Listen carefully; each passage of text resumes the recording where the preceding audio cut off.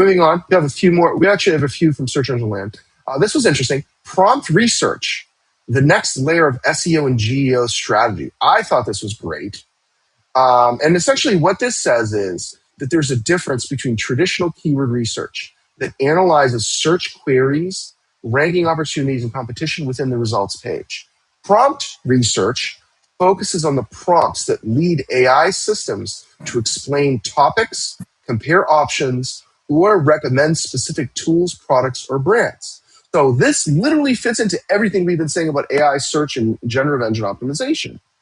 This is why a content audit, content gap analysis, static pages of your site, creating a content marketing strategy is so important as part of not only your SEO, traditional SEO, but for GEO and your AI search, it's essential. Because if you have content and you have a breadth of content, really good authoritative content that resonates with your audience, it's going to be completely natural in how it's being presented. Like when we do prompt research to an extent. The challenge is a lot of the tools aren't great yet. Even some of the paid tools that say they're great still aren't great yet. So what you got to do is you kind of have to, this is where it comes to traditional marketing and being a marketer to understand this is, and a strategist. You have to understand and say, okay, this is the type of content my audience wants. This is the type of content we're going to develop that will help in the sales cycle, but also an underlying benefit is that it's going to do really well in prompts when people are searching on an AI platform. So I thought this was great, but it was great because it differentiated this article between traditional keyword research and prompt research. But the prompt research, in my opinion, isn't really there yet. It's all theory. There's not a lot of data from the LLMs direct to actually be conclusive. Like there's keyword level data that goes decades back that you can look historical information from Google. So, Catherine, John, anything to add?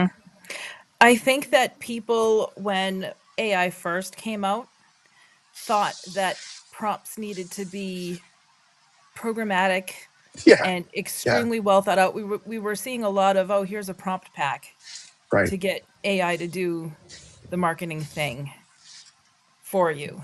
Right. And it's like, then you kind of realize you don't need to. And I don't know about anybody else, but my prompts lately look like one giant thought dump. Oh yeah. Yeah, I'm going to definitely. probably evolve. Other people are going to evolve. Right. We need the data so that we can see what really is going on, because I think a lot of what people are doing are just feeling things out right now. I think that's a good point. And like some of these paid tools, and we use a lot of them, have prompt recommendations for your brand. Every recommendation that I've seen for some of our clients and our brand, I'm like, okay, those are just not good. Like we've talked about before, like comparison content. I don't want to promote our competitors. Why would Right. I want to do that? So that when someone is looking to decide between us and a competitor, we come up with a conversation. Right. I'd rather be organic through our own merits as a Same. company.